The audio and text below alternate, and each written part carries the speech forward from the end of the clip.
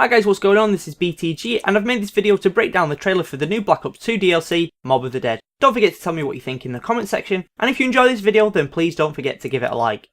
Firstly, I'm going to let you watch the clip that I've made. This is made up from all the zombie scenes taken from the trailer.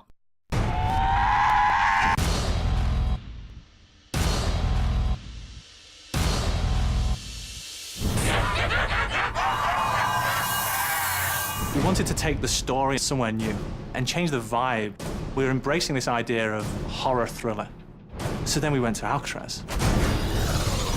Alcatraz has had so many different incarnations. We can start playing with the history there. So you've got like the 1920s going into the 1930s. You've got the Prohibition area coming in there. So that then breeds certain characters that you only see in that time period. And that's what led us to getting guys like Ray Liotta, Chaz Palminteri, Joe Pantoliano, and Michael Madsen. Those characters make this Mob of the Dead.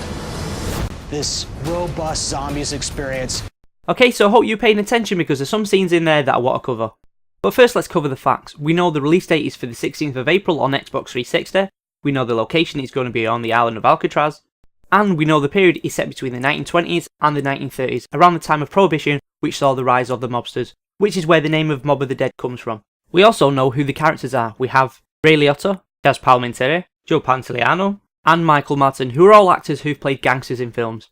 Now onto the interesting stuff. Did any of you see the secret teddy bear that appears in the trailer? It appears in a split-second scene that's hidden by a flash of lightning, right after the executive producer says, "So then we went to Alcatraz." For those of you who didn't see it, I've captured it in a still picture for you to check out. Moving on to more of the interesting video details. The first scene I want to take a look at is when the camera takes us into the library. This to me looks like a playable area and not just part of the scenery. You'll notice a table on the left with some candles and a human skull. This could be a table for buildables. Then in the centre of the picture we have a hole which looks like as if it leads to the outside, and located between two bookshelves we have a gun on the wall. This next scene is a bit bright because of the flashes of lightning that keep happening throughout the trailer, but we see a hole which looks like it's used to travel to another area and a gun on the wall next to that. And in the middle of the image we see a hand truck similar to the one used to build the zombie shield in transit.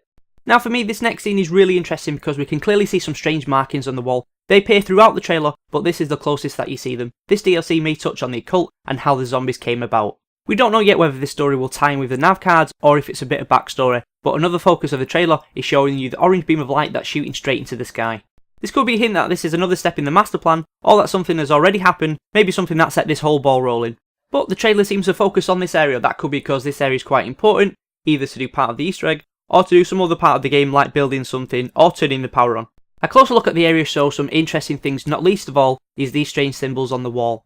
The last cool scene I want to cover is this one, which clearly shows a return of the Hellhounds. Now whether they're going to come out and attack you or just attack you from the walls we don't know at this point, but it should add more of a challenge to the game either way.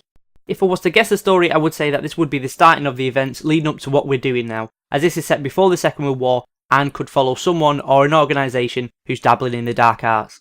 The island of Alcatraz would make a perfect location as it's isolated away from prying eyes and they would have access to the criminal population who won't be missed if they disappeared.